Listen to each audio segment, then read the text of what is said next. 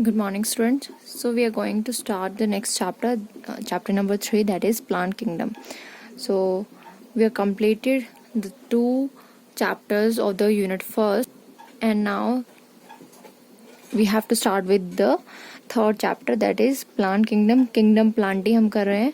हमने जो kingdom monera है, किंगडम प्रोटिस्टा और किंगडम फंजाई कंप्लीट कर ली है. Now going to the multicellular organism और उनके कुछ जनरल कैरेक्टरिस्टिक्स आज हम करेंगे, कुछ उनको कैटेगरी में डिवाइड करेंगे. So first of all the plant kingdom, the general characteristics of this kingdom are the kingdom includes autotrophic mostly. जो भी इस किंगडम में जो भी ऑर्गेनिज्म आएंगे वो सारे के सारे ऑटोट्रॉफिक होंगे, सारे के सारे. And some of them, few of them are heterotrophic. They are eukaryotic and multicellular organism. Next characteristic is that plant usually contains chlorophyll A and chlorophyll B. So they usually जो plants होंगे they contain chlorophyll A and chlorophyll B and carotenoids. Next one feature is they are composed of tissues and organs like structure. Most of the plants possesses vascular tissues like xylem and phloem.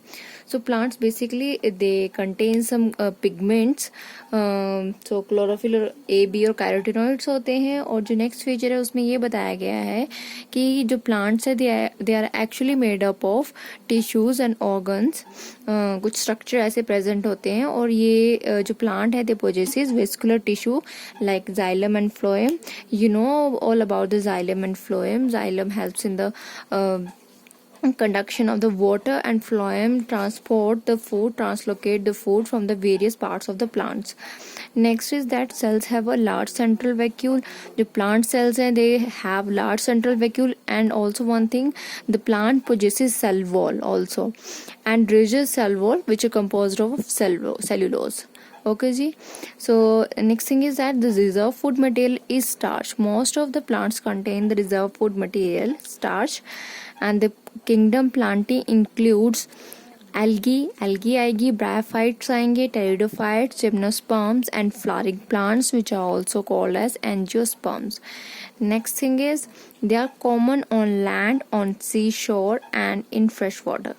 So land में भी present है, seashore में present है, fresh water में भी present है.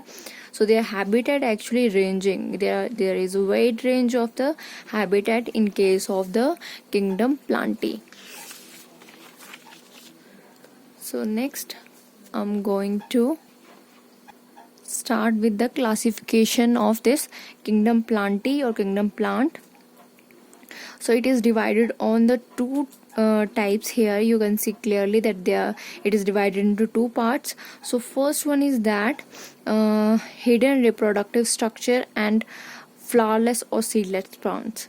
The plants are categorized on the basis of their hidden reproductive structure, and actually these plants are flowerless or seedless, means there are no seeds.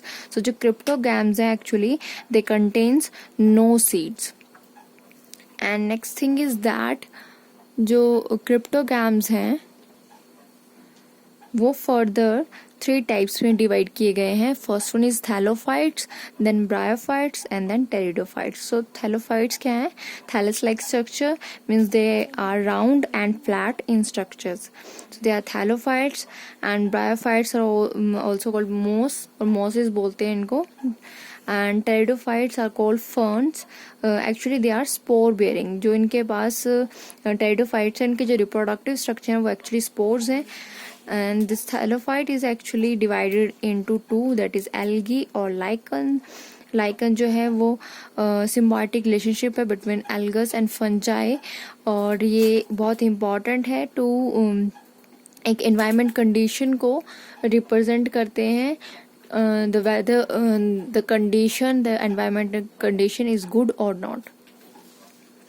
ठीक है जी, कि environment में sulphur present है या नहीं है वो लाइकन की प्रेजेंस शो करती है. Next thing is that the plant is divided into on the basis of seeds and flower bearing plants. ठीक है, एक डिवाइड किया गया जहाँ पर फ्लावर लेस थे. ठीक है, यहाँ पर फ्लावर्स प्रेजेंट होंगे. So they contain flowers and they contain seeds and their reproductive structure within the plants. अगर flowers present है तो उनका reproductive structure जो है वो well developed है. And they are divided into phanerogames or spermatophytes. They are further divided into gymnosperms, angiosperms. So जो gymnosperms है they are actually cone bearing, or we can say that they have naked seeds. जो ये देवदार के plants है, pine के plants हैं, they are related to this gymnosperm. ठीक है जी, वो जिम्नोस्पर्म्स के अंदर आते हैं. और जो चिलगोजा पाइन है जो कि एक ड्राई फ्रूट है, आप लोगों ने खाया होगा, वो भी जिम्नोस्पर्म के अंदर ही आता है. Next one is angiosperm. Angiosperm जो जितने भी फ्लावर बेयरिंग प्लांट्स हैं, फ्लावर बेयरिंग प्लांट जो हैं वो आते हैं एंजियोस्पर्म्स के अंदर. And they are further divided into dicotyledons and monocotyledons. तो ये थी बेसिकली प्लांट की क्लासिफिकेशन, जिसके अंदर on the basis of reproductive structure इनको क्लासिफाई किया गया. एक वो थे जिनके अंदर रिप्रोडक्टिव स्ट्रक्चर जो है वो हिडन है, और एक थे जो reproductive structure with in plants present होंगे. they do not contain flowers, they contains flowers and seeds, they also don't contain seeds. और बाकी जो क्लासिफिकेशन है वो आप लोगों ने देख ली है. इनको वन बाय वन हम डिटेल में डिस्कस करेंगे